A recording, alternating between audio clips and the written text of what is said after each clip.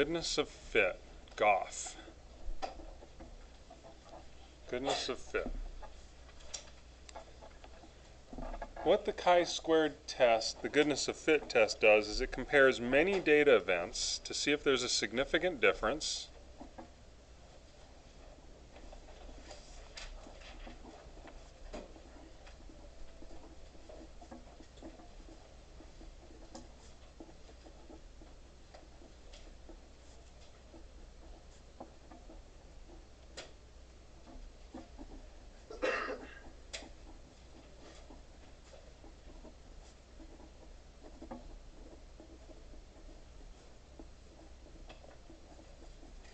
when we see the word significant, we need to be thinking test, right? Alpha, all that stuff. Significant difference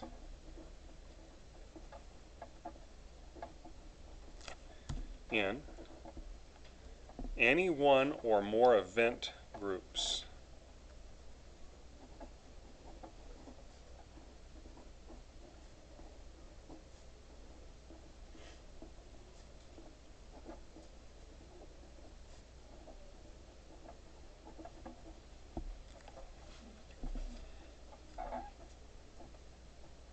Group or groups.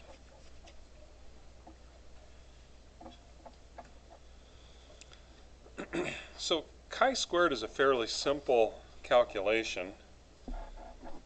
If I'm not mistaken, if you took AP Bio, they only allow like a 4-function calculator or something like that, real simple. So it can be done with that. It's not a terribly bad thing, but it's the sum of the observed count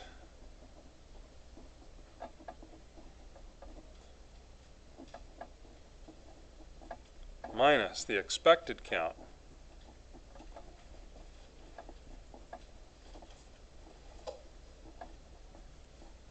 quantity squared over the expected count.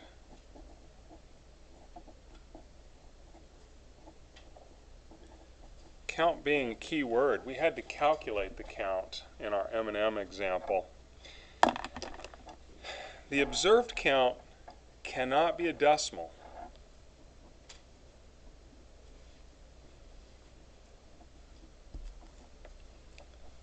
So you can't have half of a green M&M. Okay, you can't. You have to either round it up or round it down. But in the expected count, decimal is okay.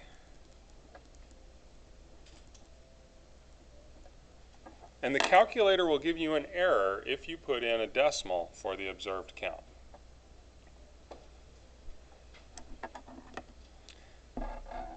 So what that looks like,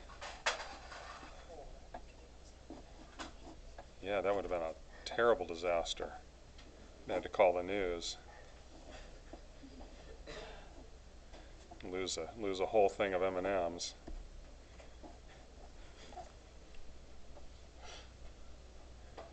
O minus E squared, observed minus expected squared over expected. It's the sum of however many times you have to do that. In this problem, or in these problems, we do have the degrees of freedom. It does apply. That's the number of groups minus 1.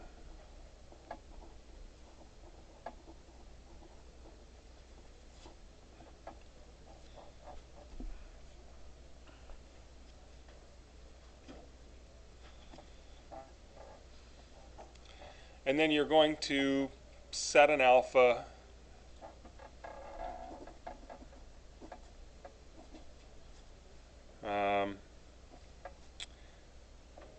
name the null and alternative.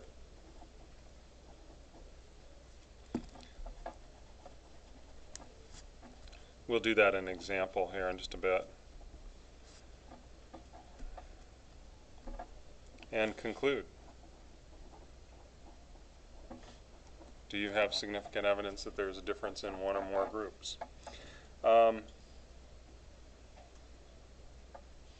So let's take a look at an example.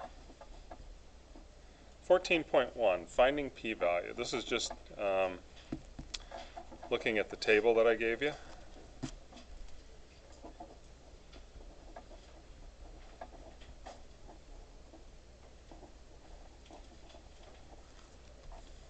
This is on page 846.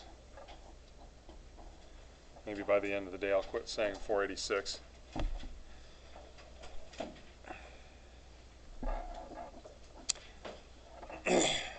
And A gives us a problem where it says find the p-value corresponding to chi-squared equals 1.41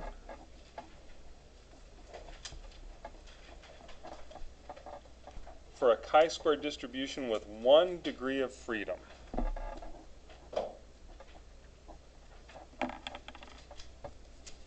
So that's the table that I gave you.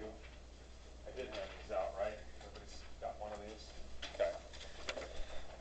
So it works pretty much exactly like the like table D, the t-distribution. The only thing it doesn't have is it doesn't have any intervals. There's no intervals in chi-square. So it's just the upper tail probability. So degrees of freedom would be 1, and we're looking for 1.41, which would fall between 0.25 and 0.20 would be our p-value, somewhere between 25 and 20%. So the p-value is between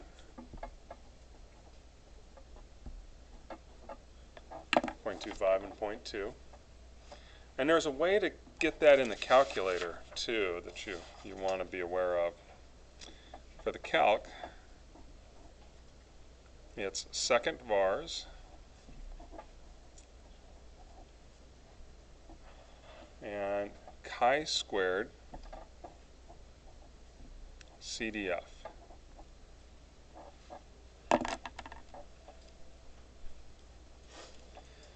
Since this is an upper tail probability,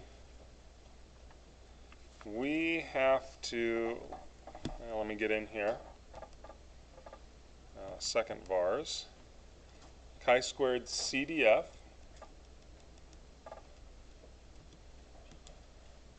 the lower number is going to be the 1.41 that was given in the problem. Let's make sure I get this right. I think I've got it right. The upper number is going to be some large number. Look at the table. I mean, how big do the numbers go on the table? They go up over like 153.2 when you get down to degrees of freedom of 100. So I'm going to say I think 100 is probably fine, but what if I change that? Let's make that 1,000. Let's see if the calculator likes that. Degrees of freedom is 1.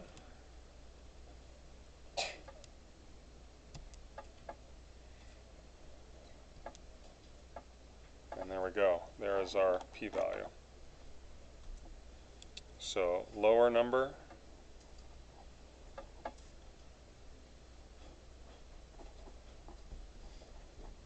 upper, some big number, I put in 1,000.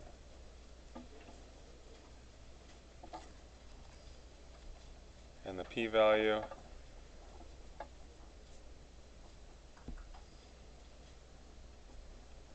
.235, a number between 25 and 20.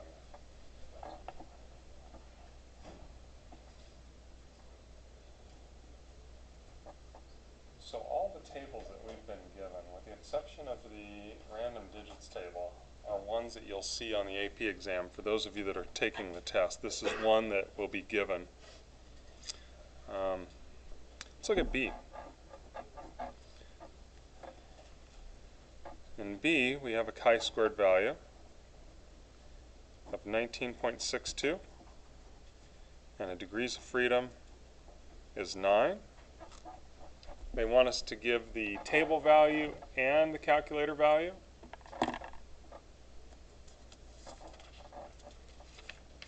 So going to the table, 19.62, I'm going to look at degrees of freedom 9.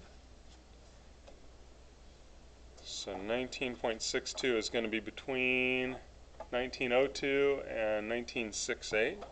So between 0.025 and 0.02, 2.5 and 2%.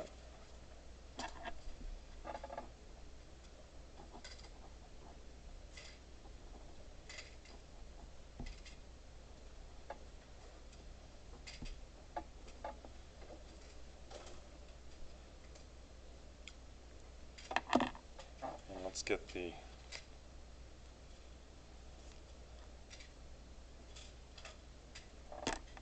calculator value. Second vars, we go to distribution. Chi-squared, CDF. Do you guys remember what CDF is? I don't know what it exactly means. It's up to that amount. It's up to that number. Or it's all the probabilities between two in this case. PDF being precisely. That's the best way to think of that. So we have a chi-squared of 19.62. Upper number, 1,000 should be just fine. Degrees of freedom, 9. And if we paste that, we should get our p-value that falls between these two. So calculator,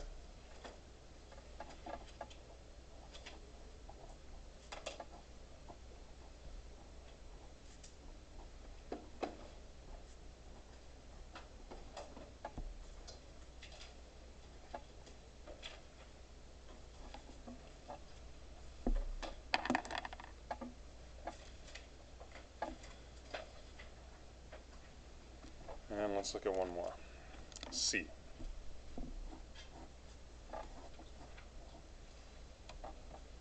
Chi-square is given as 0.704. I'm sorry, 7.04. Degrees of freedom is 6. And p-value.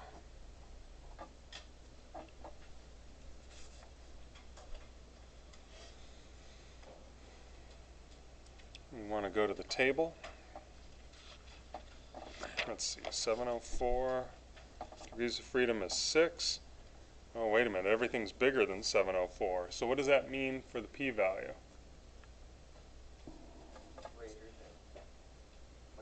Exactly, Jackson, good. It's greater than 0.25. So p-value is greater than 0.25. Let's see if we can figure that out in the calculator.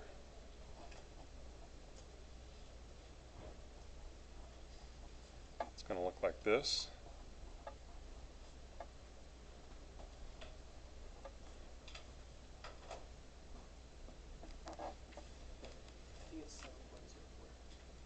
Oh, you're right, it is. Thank you. My Monday has not been good for numbers.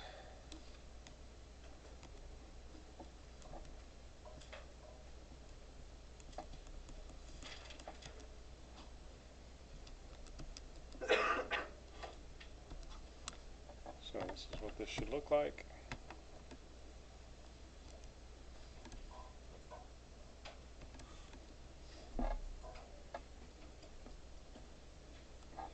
So about 0.317.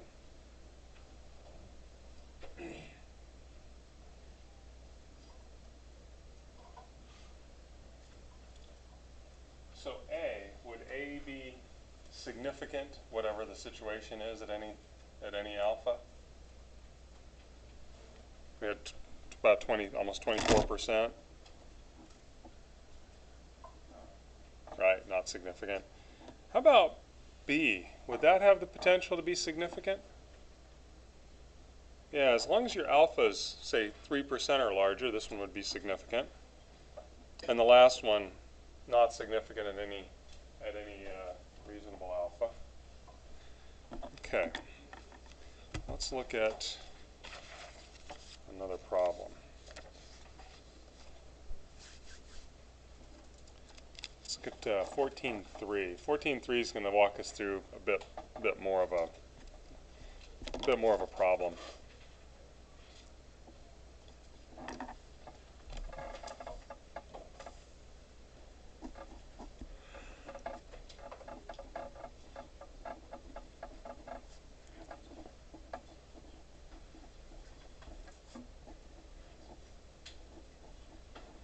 Still on page 846, or at least it starts there. It's course grades.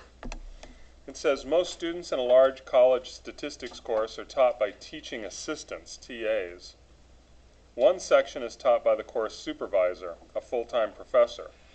The distribution for grades for the hundreds of students taught by TAs this semester was, let's see, we've got TA grades and probability. So for A's, we've got A is the grade, 0.32, B, 0.41, C, 0.20, and DF, which presumably is the same thing in this university or college.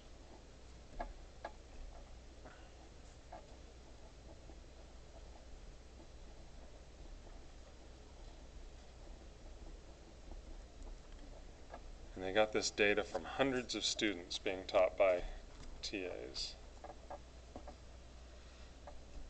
Then it goes on to say the grades assigned by the professor to the 91 students in his section were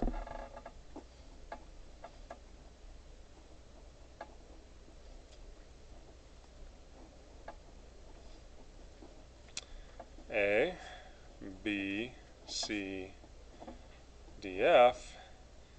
He had 22, 38 B's, 22 A's, 38 B's, 20 C's, and 11 DFs, where he had 91 students. The important thing here is that we're talking about counts. These are all counts. And we should probably add observed.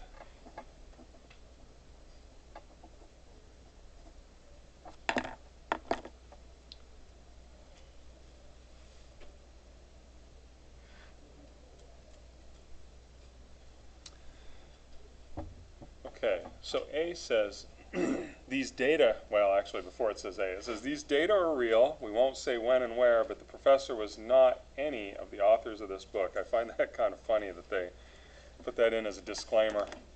A, what percents of students in the professor's section earned A, B, C, and DF? In what ways does this distribution of grades differ from the TA distributions? So, professors' percents.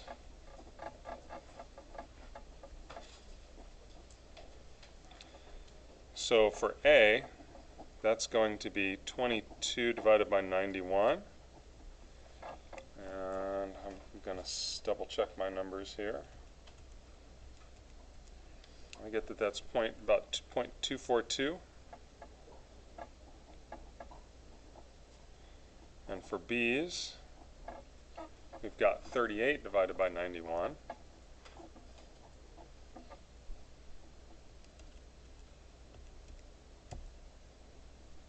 It's about 0.418.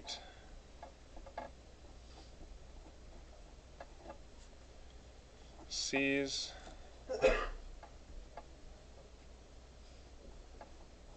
(20 over 91).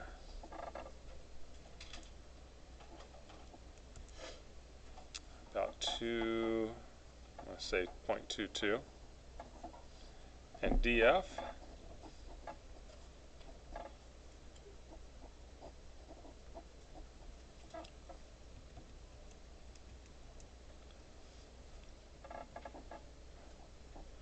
about 0.121.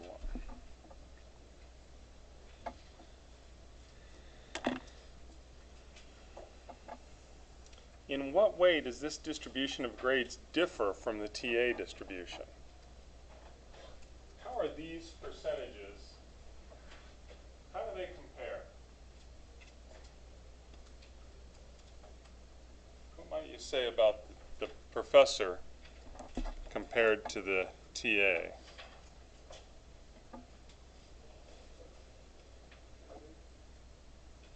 Harder? Can you be a little bit more specific? I know that there's less A's.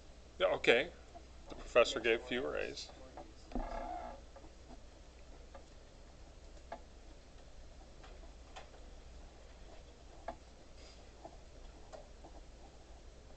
Gave is a relative term, right? We don't really give terms, but gave less A's and more DFs. Okay. What about the B's and C's? They are pretty close to the same, right? B's and C's are about the same.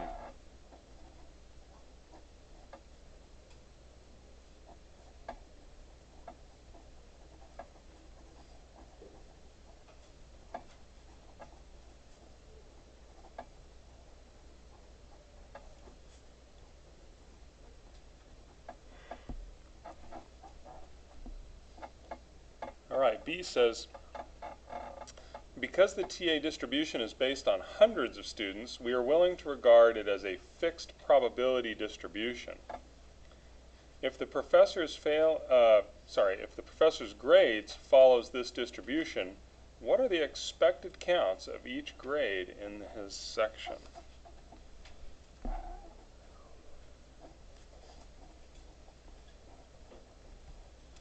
The professor's expected counts.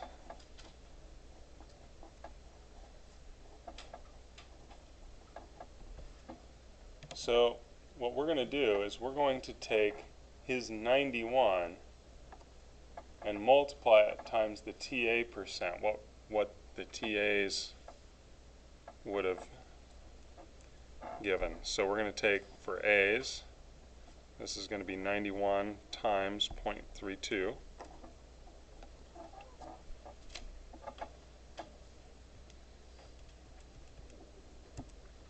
I get 2912.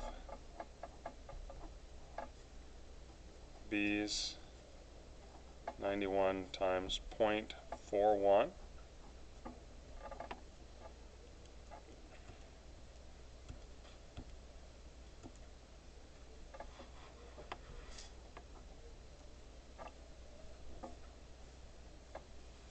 C's 91 times 0.20 or 0.2. 18.2. Running out of space there. And DFs.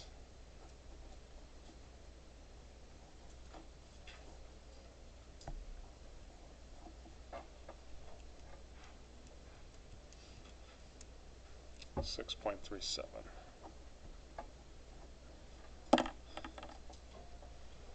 These are the observed counts for each of these. These guys would be our expected counts, but translated the percent into an expected count.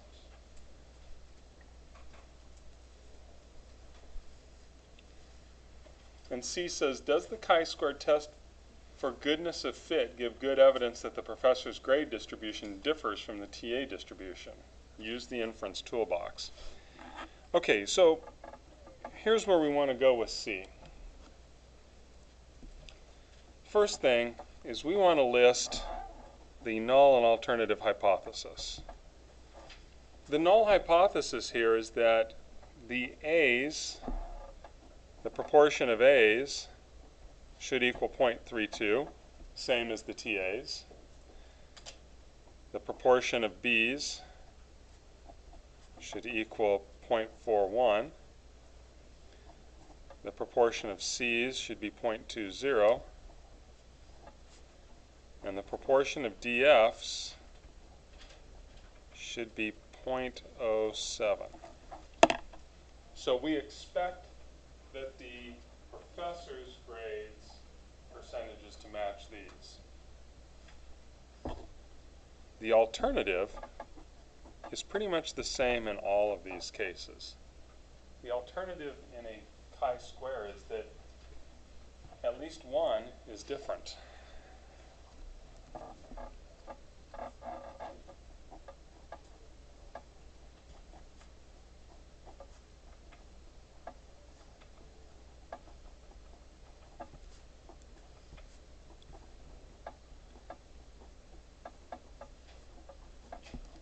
At least one proportion is different.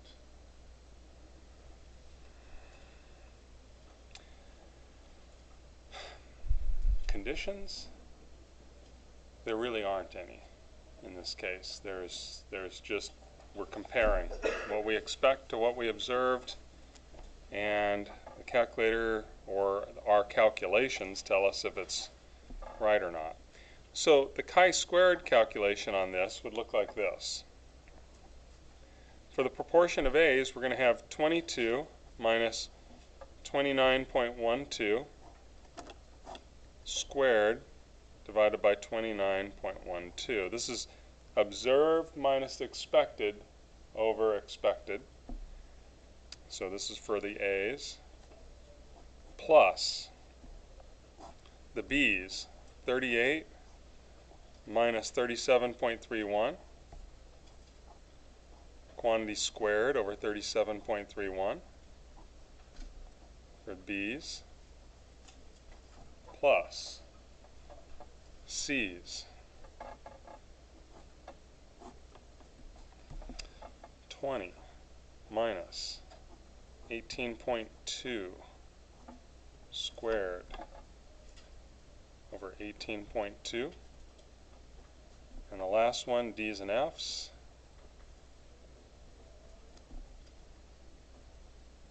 We observed 11. We expected 6.37. Square that over 6.37. And that will give us our chi-squared value, which we would then take to the table. Again, this can be done with a four-function calculator. It just has to be, you have to be very careful with it.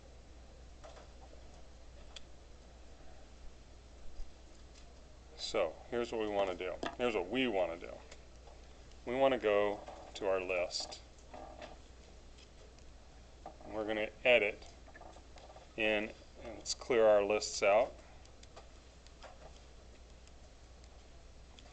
In L1, we want to put our observed, yes, L1 is our observed values.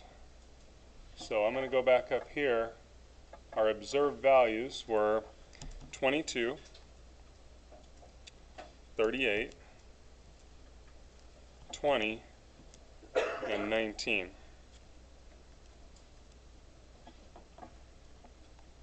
Our expected values are what we calculated. Where are we at here? The expected counts. So we want 24.2.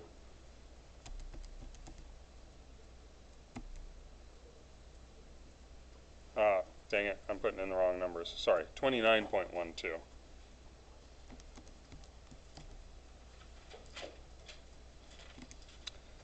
$37.31, 18.2, and 6.37.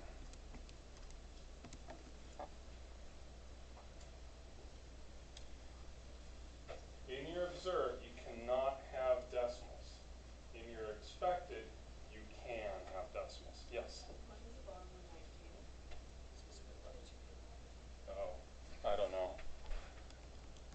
Because it's Monday and I haven't been doing anything right with numbers yet so far. How's that?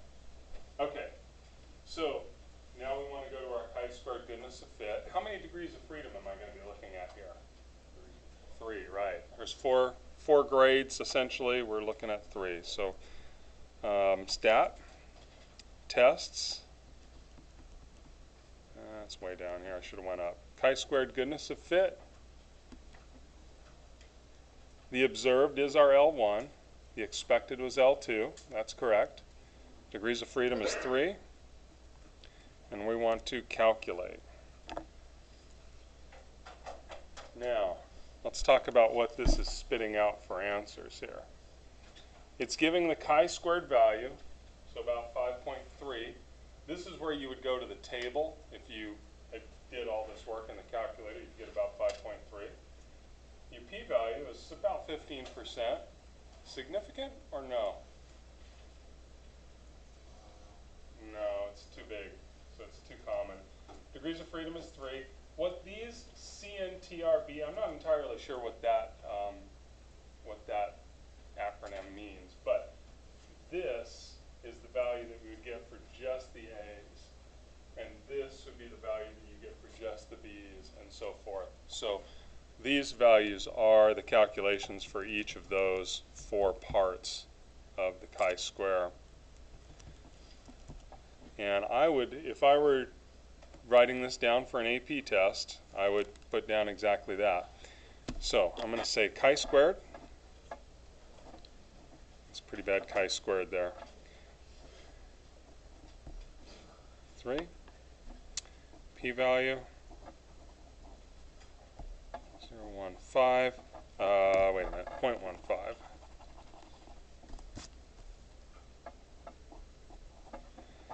And so we didn't set an alpha here. We don't really need to. That p-value is quite large.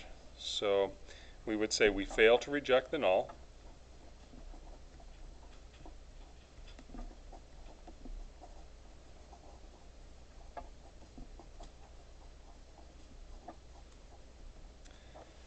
And conclude there is not a significant difference between the TA's and professors' grades.